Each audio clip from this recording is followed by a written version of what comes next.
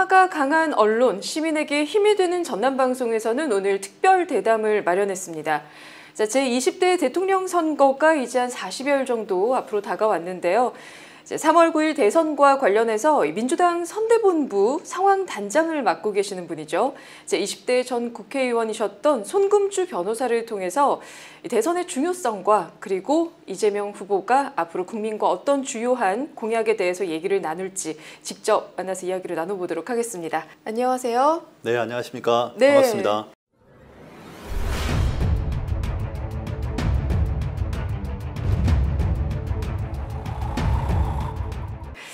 이렇게 또 단장님이자 변호사로서 이렇게 또 뵙게 되니까 감회가 좀 남다르네요. 네, 저도 남다릅니다. 네. 자, 오늘 이렇게 또 자리해 주셔서 너무나 감사드리고요. 네.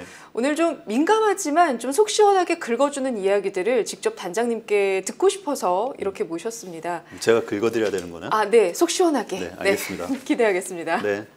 자, 그러면 좀 질문을 드릴게요. 여론조사 결과 지표로도 많이 나와 있는데 글쎄요, 윤석열 후보와 이재명 후보, 이재명 후보와 윤석열 후보 계속해서 이렇게 선두 다툼이 상당히 치열하더라고요. 네, 이 골든 크로스 기간인데 이 좀 현명하게 넘길 수 있는 방안 어떤 게 있을까요? 최근 여론조사 결과마다 어떤 경우는 이재명 후보가 앞서거나 또 어떤 경우는 윤석열 후보가 앞서는 결과가 나오고 있습니다. 사실 그 선거운동을 하는 저로서는 그 결과치들에 대해서 예민할 수밖에 없는데, 어쨌든 저희로서는 저희가 할 수 있는 부분들을 따북따북 최선을 다해서 한다는 입장을 갖고 있습니다. 근데 여론조사 결과에 하나의 흐름이 있는데요. 네. 그 중에 하나가 이재명 후보를 지지하는 사람은 왜 이재명을 지지하는가, 윤석열 후보를 지지하는 사람들은 왜 윤석열을 지지하는가, 이거에 대해서 이제 여론조사들 중에 그런 비율을 검토해 본 바가 있거든요. 근데 이재명 후보를 지지하는 사람들 중에 47% 정도는 이재명 후보가 국정 운영을 잘할 것 같아서 또는 실력이 있어서 라고 응답을 했고, 윤석열 후보를 지지하는 사람 중에 71% 정도는 정권 교체를 하고 싶어서 라고 답을 했습니다. 결국 윤석열 후보를 지지하는 쪽에서는 윤석열 후보 자체에 대한 호감이나 능력에 대한 신뢰보다 단순히 정권 교체를 하고 싶어하는 욕구가 강한 것이죠. 그래서 인물론 측면에서 봤을 때는 어떤 이재명 후보가 좀 더 앞선 것 아니냐, 이렇게 이제 여론조사의 결과들을 가지고 저희들이 좀 유추해 볼 수 있다고 생각합니다. 유권자들 입장에서 선거가 가까워질수록 앞으로 5년간 나라를 이끌 사람을 뽑는 거잖아요. 네. 그래서 그 단순히 보복적인 감정, 전 정권에 대한 불만을 가지고 투표를 하지는 않을 거다.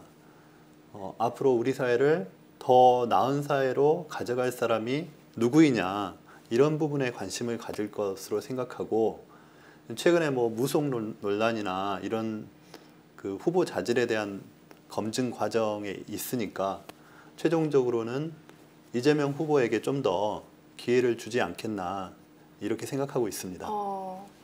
자격 검증에 대한 얘기를 해주셨는데 그러면 좀 민감하지만 또 예민한 문제에 대해서 한 번 더 짚고 넘어가야 할 것 같아요. 많은 분들이 여전히 좀 물음표를 가지고 있는 게 이제 그 대장동 사건인데 이에 대해서 수없이 해명은 해왔지만 어쩔 수 없이 또 중도층 이탈의 원인이 되는 것도 이 사건에 대한 얘기거든요. 어떻게 생각하세요? 그러니까 대장동과 관련해서 제가 얼마 전 그 후보와 유세 현장을 같이 갔었는데, 그 유세 도중에 이재명 후보가 성남시장으로 있으면서 성남 시민들을 위해서 또 공공 민간 개발로 갈 것을 어떻게든 공공의 이익을 남기기 위해서 악착같이 싸웠다. 근데 결과적으로 그 대장동 문제로 자꾸 공격을 받고 있어서 억울하다, 네. 이런 말씀을 하시더라고요. 근데 대장동 같은 사업을 기존에 그 당시 성남시에 있었던 또는 다른 지자체에 있었던 시장들처럼 아무 생각 없이 민간에 맡겼으면 훨씬 큰 수익이 민간업자들한테 갔을 겁니다. 근데 이 후보는 그 수익이 민간업자 몇몇에게 가게 하지 않고 주민들, 성남에 있는 공동체 사람들에게 갈 수 있도록 그 이익으로 갈 것들을 뭐 공원으로 사업으로 전환시키거나 이렇게 했다는 겁니다. 그래서 그런 부분들은 좀 평가를 해줘야 될 것 같고, 기본적으로 공공사업으로 해서 이렇게 어쨌든 공공에 그 이익을 남기는 사업을 한 사례가 거의 없습니다. 네. 그런 측면에서 보면 그 이재명 후보 입장에서 억울한 부분도 있을 것 같아요. 그런데 이제 국민들 입장에서는 그래도 시장의 입장에 있었으니까 전국적으로는 이재명 시장에게 탓을 한다고 생각하실 수 있잖아요. 근데 실제 이걸 자세히 보면 그 어떤 범죄를 했을 때 그 범죄의 결과를 누가 이득을 취하느냐로 봐야 되잖아요. 네. 근데 검찰에서 이렇게 조사를 했지만 이득을 취한 사람들은 이재명 후보나 우리 민주당의 사람들이 아니고 그 50억 클럽이라고 하는 그 50억을 받거나 50억이 약속된 사람들의 면면을 보면 국민의힘 현재의 야당과 깊게 관련이 있는 분들이에요. 그리고 그 당시 야당에서 민간 개발을 주장했고 민간 개발을 하도록 공공 개발을 하려고 하는 이재명 시장과 굉장히 그 서로 다툼을 하면서 이렇게 민간 개발을 추진하려고 했었던 것은 분명하거든요. 그래서 그런 부분만 보더라도 대장동 사건의 본질은 이재명 시장이 그 당시에 거악과 싸우면서 최대한 민간의 일부 사업자들한테 갈 것을 공공으로 전환시킨 사업이다. 네. 이렇게 봐야 된다고 생각합니다. 가끔은 숲을 보는 것도 중요하지만 나무 한 그루 한 그루를 보는 것도 필요한 내용인 것 같아요. 네. 좀 더 그 사건에 대해서 깊숙이 들어가 보면 네. 본질을 따질 수 있을 테니까. 이 현대판 경화사족이라는 말씀도 아마 들어보셨을 것 같습니다. 네. 이재명 후보를 반대하는, 특히나 이 수도권에서 이 기득권을 유지하려는 여러 계층들을 좀 의미하는데 어떠세요? 이 계층들은 어떤 생각을 하고 있을까? 그리고 어떤 걸 좀 두려워하고 있을까? 좀 이런 거 좀 너무 예민한 질문일까요? 근데 이 질문이 좀 어떻게 보면 네. 이제 수도권에 있는 분들이 다 기득권층처럼 들릴 수도 있겠어요. 그렇지는 않습니다. 네, 일부. 그렇죠. 네. 그래서 우리 사회가 사실 가장 크게 갖고 있는 문제가 지역 불균형 또 계층 간 불균형이에요. 그리고 그 불균형의 정점에 어찌 보면은 서울, 경기에 이렇게 부동산을 뭐 이렇게 그 여러 채를 소유하면서 또 계층적으로도 고소득을 유지하고 있는 그런 분들이 있을 수 있잖아요. 그래서 그런 불균형을 어떻게 해소하느냐가 굉장히 우리 사회가 앞으로 가는 데 있어서 중요한 문제고, 이재명 후보 역시 그 부분에 굉장히 관심이 많고 어떻게든 그거를 해결하기 위해서 대통령이 돼서도 노력을 하겠다. 이걸 굉장히 적극적으로 말을 하고 있거든요. 근데 이제 기득권을 갖고 있는 분들의 입장에서 보면 이재명이라는 사람이 무서울 수 있죠. 또 민주당이 가지고 있는 거대 여당으로서의 힘, 이런 것들이 합쳐진다면 지금 공약들이 대부분 실현될 수 있겠구나. 그래서 사실 부담이 될 수 있잖아요. 네. 근데 그런 측면에서 그 이제 중앙의 기득권층의 입장에서는 뭐 불안한 감정이 있을 것 같습니다. 근데 그 계층의 입장보다는 우리 사회 공동체 전체의 입장에서 바라봐야 되고, 우리 사회가 미래로 가는 데 있어서 굉장히 중요한 터닝 포인트거든요. 그래서 우리가 디지털 대전환 또는 대한민국 대전환을 선거 캐치플레이로 하고 있거든요. 네. 그래서 이 앞으로의 5년이 대한민국의 100년의 흐름을 바꿀 수 있는 5년이기 때문에 우리로서는 우리 사회의 가장 모순점이 있고 문제가 많은 불균형의 문제를 해결하고 싶은 거거든요.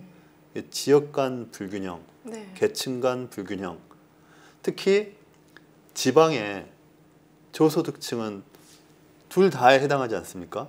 지역 불균형과 계층 불균형이. 그래서 그런 분들을 어떻게 더 부양하고 또 일자리를 제공하고 또 우리 사회에서 역할을 더 해주시도록 할 것이냐, 이런 노력을 하려고 합니다. 그래서 이재명 후보가 성남시장 시절 또 경기도지사 시절에 했던 여러 정책들이 그런 측면에서는 굉장히 중요한 정책들이 많았거든요. 성남시장으로 있을 때 본인이 고등학교 학창 시절에 교복을 한 번도 못 입어봤다는 거예요. 그래서 적어도 새 교복을 아이들이 예민한 시기니까 사춘기에 입을 수 있도록 지방정부가 지원을 하자.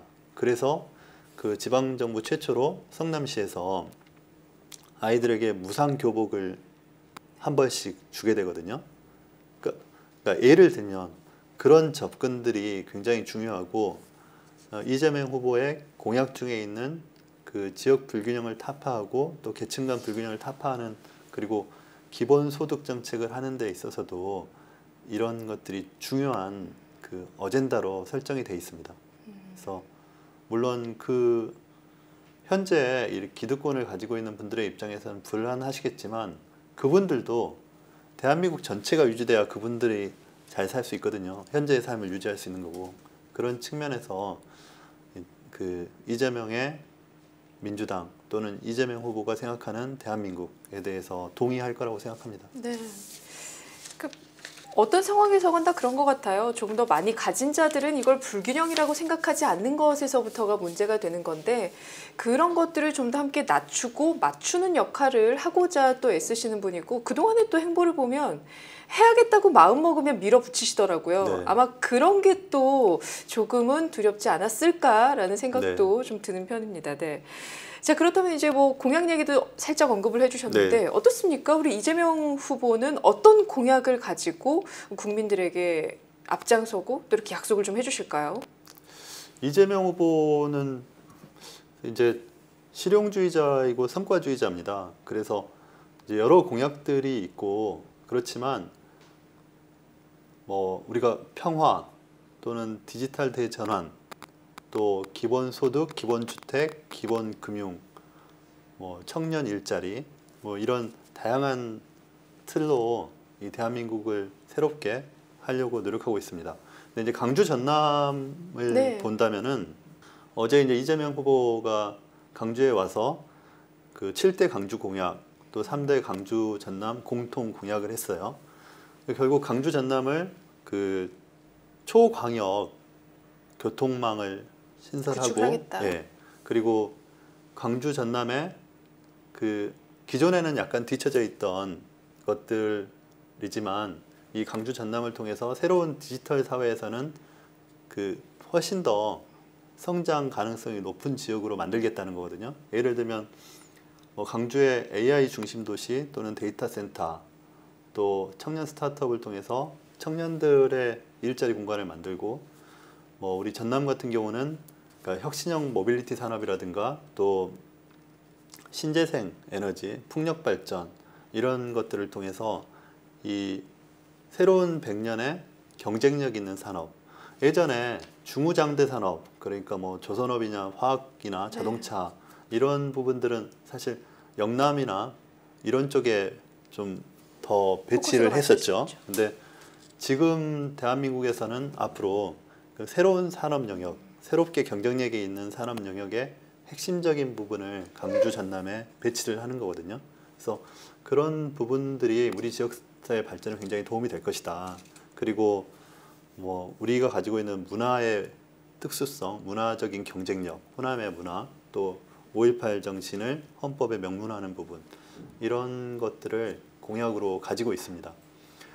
근데 그 무엇보다 이재명 후보가 여러 차례 스스로 이렇게 자주 이렇게 중복해서 발언을 하는 부분은 그 강주 5.18에 대한 부채의식이 있고, 그 부채에 대해서 또 강주 호남이 이 지난 수십 년간 역차별을 받아왔던, 차별을 받아왔던 그런 부분들을 어떻게 해소해야 되느냐에 대해서 그 근본적인 그런 생각을 갖고 있거든요. 그래서 그런 생각을 갖고 있기 때문에 우리 강주 전남에 대한 공약도 중요하지만 공약의 이행을 굉장히 최우선으로 생각할 것이다. 네. 이 부분은 제가 자신 있게 말씀드리겠습니다. 그 공약을 실행하는 데 있어서 농도만큼은 믿어도 된다라는 네, 네. 말씀이신 것 같은데 이렇게 말씀을 나누다 보면 좀 사적인 질문인데 그 이재명 후보와는 좀 자주 만나시는 편인가요? 아무래도 이제 선대위에서 역할이 있으니까 네. 예, 자주 뵙고 또 이렇게 그 SNS를 통해서도 소통을 하고 뭐 이런 상황이 있죠. 이걸 왜 여쭤보냐면 이렇게 네. 자주 뵙고 가까이에서 뵙는 분들이 네. 보는 이재명 후보는 과연 어떤 사람인가가 궁금하더라고요. 뭐 언론에서 나오는 얘기 말고 여기 솔직하게 이재명 후보의 장단점 하나씩 좀 꼽아주신다면 하나씩요? 어떤 게 있을까요? 네. 아, 하나씩. 아, 저 어려운데. 그 이재명 후보는 굉장히 실용적인 사람입니다. 네. 그 나이 또래 586 운동권에 속해 있지 않았기 때문에 실질적으로도 성과를 중시하고 그 굉장히 사고방식이 탄력적이어서 네. 현재 우리 사회에 가지고 있는 여러 문제점들을 이념적인 잣대로 보지 않고 어떻게 하면 우리 국민들이 더 잘 살 수 있을까, 이 사회적인 대전환기에 있는 이 대한민국이 어떻게 하면 바른 방향으로 성장해 나갈 수 있을까에 대해서 고민을 하는 분이거든요. 그것이 굉장히 장점이라고 생각해요. 그러니까 우리 사회의 지도자들 중에 자기의 생각을 그 정도로 정리하고 언제든 언론 앞에 답할 수 있는 사람이 네. 없거든요. 사실 제가 만나본 지도자들 중에는. 거기에다가 실용적인 사고방식이 같이 깃들어 있기 때문에 그러니까 우리 사회 부자든 가난한 사람이든 기업가든 소상공인이든 그 대한민국을 맡길 만한 사람이다, 이렇게 생각할 수 있을 것 같습니다. 그러니까 누군가를 설득해서 내 편으로 만드는 데는 정말 이재명 후보만한 사람이 없다. 네. 네, 그런 것 같습니다. 저는 그렇게 설득은 안 당했는데 아마 또 많은 분들이 이번 또 대선을 준비하고 그리고 네. 또 봐오는 과정에서 또 설득을 당했을 것 같은데 이제 그러면 또 저희가 또 좋은 얘기만 하면 또 단점, 네, 단점. 그렇죠. 단점은 그러니까 어쨌든 그냥 어렵게 네. 성장했잖아요. 그러니까 아픈 가족사를 가지고 있고 또 계속해서 저항하면서 살아왔기 때문에, 기득권에 저항하면서 살아왔기 때문에 그 삶 자체에 생채기가 많이 나 있죠. 그게 이 후보로서는 굉장히 좀 어려운 네. 부분이고, 이 선거를 하는 과정에서도 사실은 그런 부분들이 이재명 후보에 대해서 편견으로 선입관으로 작용하는 것 아닌가, 이런 네. 생각을 합니다. 얼마 전에 그 선거운동 과정에서 이렇게 눈물을 흘렸던 모습도 네. 네, 좀 마음에 많이 와닿았는데 그 생채기들을 같이 어루만지고 좀 메워나가는 데는 아무래도 본인이 가지고 있는 뚝심으로 밀고 나가는 거, 그리고 공약을 지켜내서 보다 많은 분들에게 지지를 받는 거 아닐까. 그 이재명의 눈물, 네. 그 성남 상대원 시장에서 이제 그 고향에 가가지고 자기가 태어난 곳은 경북이지만 그 경북에서 쫓겨와서 이제 서울 성남에서 살게 되지 않습니까? 거기에 가서 이제 어머니 생각을 하면서 이제 울음을 흘리면서 하는 연설이 있어요. 제가 이제 그 현장에 있었는데, 저도 좀 사실 성남이 그 좀 낯선 동네는 아니거든요. 그러니까 저도 이제 5.18 때문에 저희 집안이 좀 뭐 부도가 나고 어려워져가지고 어머니랑 이렇게 성남의 그 상대원동 그쪽으로 가서 유년 시절을 좀 보낸 적이 있는데, 그 어려운 사람들이 모여서 이렇게 생활하는 네. 공간이었어요. 그 당시에 성남은 분당하고는 좀 다른 곳이었기 때문에. 그래서 뭐 그 곳에서 어렵게 자라가지고 사법고시에 붙고 또 인권 변호사로서 역할을 하고 성남시장으로 도지사로 그런 역할을 했어요. 여기까지 왔잖아요. 그래서 그런 부분들에 대해서 좀 긍정적인 평가를 할 수 있는 것 아닐까. 네. 우리가 너무 뭐 욕설이나 이런 것들 때문에 색안경을 끼고 볼 것은 아니지 않나 이런 생각을 해보고요. 저희가 사실 정권 교체 욕구가 굉장히 강합니다. 뭐 우리 이제 호남 분들은 그런 게 좀 덜하지만 서울 경기에 있는 분들은 아무래도 민주당이 잘못을 많이 한 것 같아요. 제가 같이 잘못을 한 건 아닌 것 같은데 확실히 믿음과 신뢰에 대해서 조금은 퇴색된 게 사실이에요. 네, 네. 네, 그렇다 보니까 다시 한번 그 믿음과 신뢰에 대해서 기틀을 마련해 주셔야 하는 게 지금의 역할들을 하셔야 되는 분들이고. 그래서 이재명 후보가 이재명의 민주당이라고 외치지 않습니까? 이재명의 민주당은 김대중 대통령이 생각했던 민주당의 모습을, 그러니까 중도 서민층을 위한 민주당의 모습을 다시 구현하는 거라고 생각하시면 됩니다. 실용주의적인 입장에서 국민의 민생을 조금 더 낫게 할 수 있는 역할을 하고 싶다는 거거든요. 그러니까 이념적인 성공, 큰 성공을 바라는 것이 아니고 국민들의 피부에 와닿는 작은 성공들을 모아서 이 대한민국을 변화시키고 싶다는 게 이재명 후보의 기본적인 생각입니다. 네. 그래서 최근에 이 민주당에 대한 거부감들이 굉장히 많고 정권 교체 욕구가 많잖아요. 그래서 우리 나름대로 민주당의 혁신을 위한 노력을 하고 있고 이재명 후보의 최측근이라고 하는 분들이 자신들은 임명직을 받지 않겠다 이렇게 선언을 하고 또 송영길 대표도 586 용태 본인은 총선에 출마하지 않겠다 이렇게 얘기를 하고 뭐 종로나 이런 안성 이런 보궐선거에 민주당의 잘못으로 보궐이 이루어지는 선거구에는 후보를 내지 않겠다 이런 입장을 밝혔습니다. 이런 과정들이 조금이라도 민주당이 변화하고 국민들께 민주당이 바뀌었고 앞으로 국민들을 위해서 더 노력하는 그런 중도 진보 정당이 되겠다는 입장을 선언한 것이라고 보시면 됩니다. 어제 이재명 후보가 이제 광주에 오셔가지고 호남이 영남에 비해서 홀대받았다는 말씀을 하셨는데 사실 그건 팩트거든요. 사실이잖아요. 근데 이제 야당 쪽에서는 이제 이준석 대표가 지역 감정을 조장하는 발언이다 이렇게 말씀하셨는데 호남의 입장에서 피해자의 입장에서 생각을 좀 해주시라. 네. 이준석 대표에게 그렇게 얘기하고 싶고 이것이 뭐 지역 감정을 조장하는 그런 차원은 아니다. 실제로 이재명 후보도 네, 영남권이시니까. 영남권이죠. 네. 우리가 호남에서 호남 사람들이 지역적인 차별 또 5.18 그리고 그 이후에도 오랜 기간 고통의 시간을 겪었잖아요.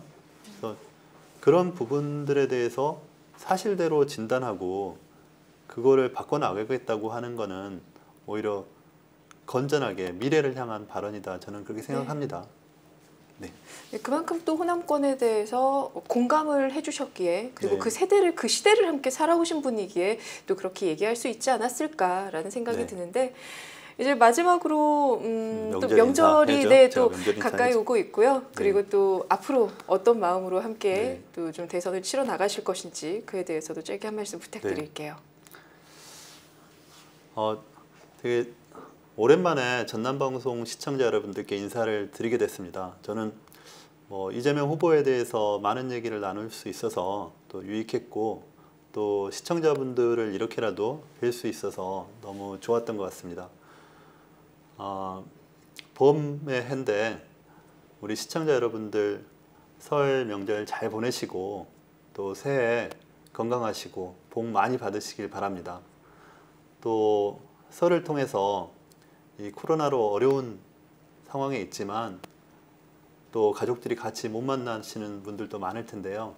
그렇더라도 희망을 가지고 올 한 해 건강하게 보내시길 바랍니다.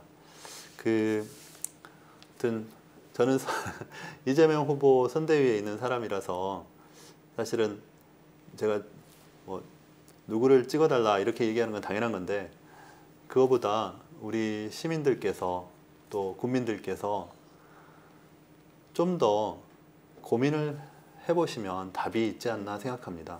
대한민국을 위해서 더 나은 정치를 할 사람, 더 나은 대한민국을 이끌 사람, 서민들과 또 청소년들을 위해서 좀 더 나은 정책들을 펼 사람을 뽑아주시기 바랍니다. 감사합니다. 정말 감사합니다. 들으면서 한 번 더 느꼈어요. 정말 우리는 더 많은 고민을 해야겠다.